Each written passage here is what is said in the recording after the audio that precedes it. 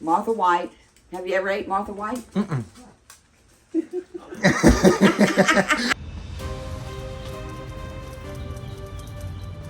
Christian and I went to my mom's house for Mother's Day, and she taught us how to make cornbread, and we had pot roast, and it was an amazing time, and the doggies got to play together, and I recorded some of it, so I would like to share that with you. So enjoy. Powder. No, it's self-rising, so it already has it in it. So I always buy a self-rising. You can either buy yellow. This is buttermilk. So it's kind of whitish. Some will tell you to add 1 cup of cornmeal and 1 cup of flour. You don't want corn cake. You know what I mean? Mm-hmm. So I don't do that. I always use 2 cups of cornmeal. Of cornmeal. But today I'm gonna add an extra, and I'm gonna increase all my little things by visual. Okay. Because I want to make this size. 2 cups makes the smaller size. Bet. And I'll show you a trick that I learned as a little girl, not a little girl, as a young girl, when I thought I was going to be in Girl Scouts. But to get a level cup, you use the back of a knife. Nice. So that's 1 cup. 2 would maybe be okay. I'm afraid it's going to be too thin. That's why. Use 3? I'm going to use 3 for that size. But for my small skillet, I do use just 2. Now, it already has buttermilk in it. A lot of people use buttermilk as their milk, but I never hardly ever have buttermilk. So 1 teaspoon, that's for your skillet, because you also have to add a quarter cup of vegetable oil. Read out all the ingredients. Okay. For the... So it's 3 cups of cornmeal for a larger skillet. On your normal small skillet, you follow the recipe on the back of the bag using 2 cups and everything that is on it. So this calls for 1 large egg, 1 1/3 cup of milk, 1/4 cup of vegetable oil. I'm going to increase everything just by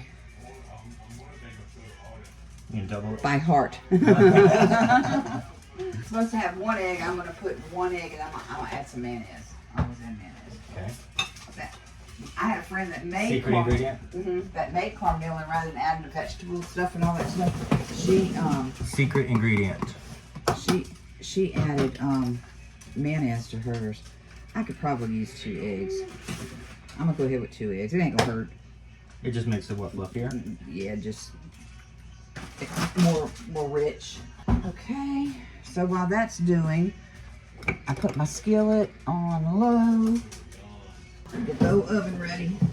Would you get the milk out for me? Of course. While I'm getting the oil. So 1/4 cup of oil. And I'm not going to add any extra since we're going to add mayonnaise. I put a little bit. But you would normally be doing a 2. Do you have a little skillet or a little small pan? I don't have one this big. Yeah. That's 1. 1. So if you wanted to turn it into like Mexican cornbread, at what point would you change something? Well, you're gonna drain your corn. You know what I'm saying? So after you get it mixed, then you would add your jalapeno peppers, your cheese, and your corn. After you mix all this, but it would be the same base. Yeah.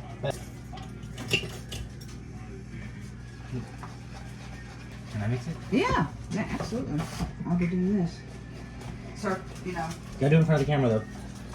Huh? Gotta do it in front of the camera. Oh, I didn't know. No, hold your whisk like this. And do it like that.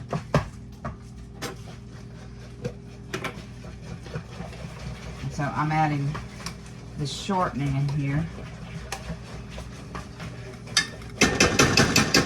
Now some people, like Miss Crystal, she puts sliced onions and bacon on the bottom of her pan. Bacon? Yeah, bacon strips. Because normally you would do this with bacon. You could do this with bacon grease, but I'm out. So short, and you can do this with oil. And what the object of it is, kind of grease your pan around. And this, by getting this oil hot, when you pour your cornbread in here, it makes it, and you leave it in there for a little while, it makes a good crisp crust. Is it too dry? Is it? A little bit. Get your little lumps out. So with this, I'm going to add. Alan, Yes, sir. did I tell you what Gary gave? No. Oh my God. He'll see it after. He's learned how to make cornbread right now. Nice, huh? Very nice. Let me see the Wow. consistency of it. Who's Gary? That did make it creamier. The mayonnaise did. A old friend of ours. Put a little bit, just a dab more of milk in there. He gave me that and he gave me a... Because you don't want it to be too thick, because then it'll be too crumbly. So you see how that thinned it up just a little bit? Because I mean, it's going to, unless it's really watery, which you know it's never going to be like that unless you oversaturate it with this. It'll bake back. This is the consistency you're going for. Yep. So now you're ready to pour it in the hot grease. Or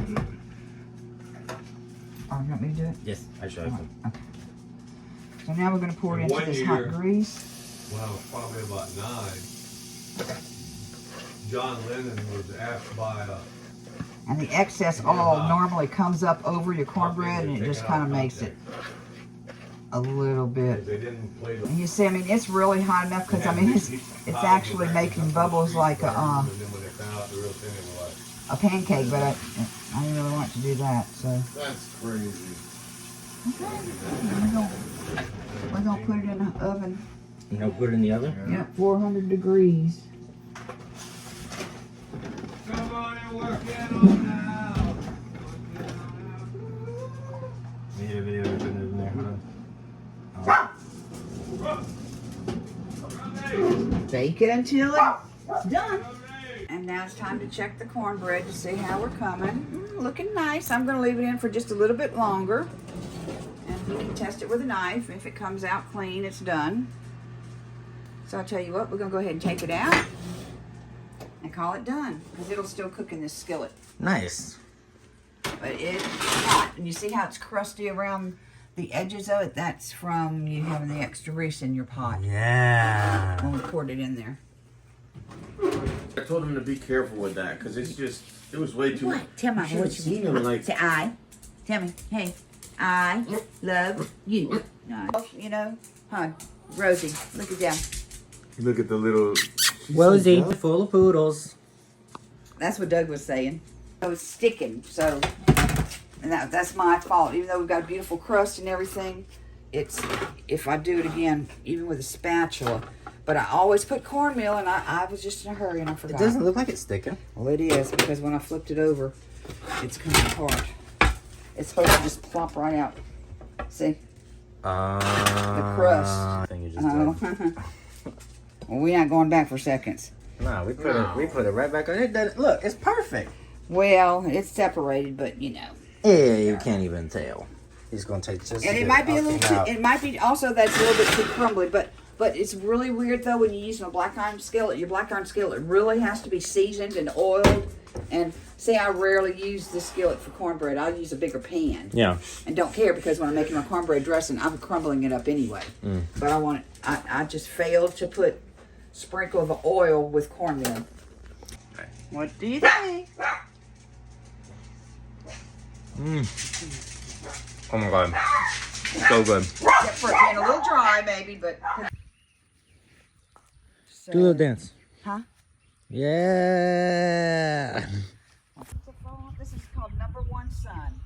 That's the only daylily name I remember. But they have taken a beating.